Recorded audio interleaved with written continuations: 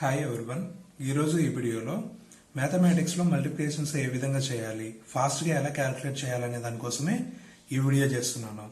చూడండి, 22 × 28 ఇచ్చినప్పుడు వీటిని ఒక మెథడ్ యూజ్ చేసి మనం సింపుల్గా ఫాస్ట్గా క్యాలిక్యులేట్ చేయొచ్చు అనమాట. సో ఇప్పుడు 22 × 28 ఉంది కదండి. సో 2 తర్వాత ఫార్వర్డింగ్ ఏమొస్తుంది, 3 వస్తుంది కదా. సో 3 × 2 ఏమవుతుంది, 6 అవుతుంది. ఓకే, 2 × 8 16 అవుతుంది. నెక్స్ట్ 4 తర్వాత ఫార్వర్డింగ్ ఏమొస్తుంది, 5 వస్తుంది. 5 × 4 20. తర్వాత 3 × 7 21. నెక్స్ట్ 5 తర్వాత ఫార్వర్డింగ్ ఏమొస్తుంది, 6 వస్తుంది. 6 × 5 30. తర్వాత 4 × 6 24. నెక్స్ట్ 6 తర్వాత ఫార్వర్డింగ్ ఏమొస్తుంది, 7 వస్తుంది. 7 × 6 42. నెక్స్ట్ 2 × 8 16. నెక్స్ట్ 7 తర్వాత ఫార్వర్డింగ్ ఏమొస్తుంది, 8 వస్తుంది. 8 × 7 56.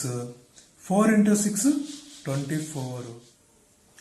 నెక్స్ట్ 8 తర్వాత ఫార్వర్డింగ్ ఏమొస్తుంది, 9 వస్తుంది. 9 × 8 72.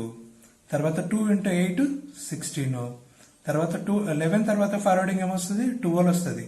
12 × 11 132. తర్వాత 2 × 8 16.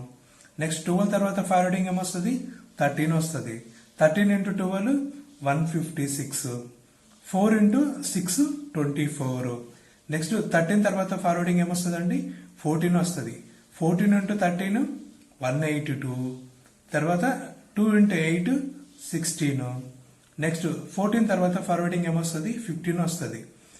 15 × 14 210. తర్వాత 6 × 4 24. సో ఇదండి, ఇది ఒక మెథడ్ యూజ్ చేసి ఈ విధంగా క్యాలిక్యులేట్ చేస్తాం అనమాట.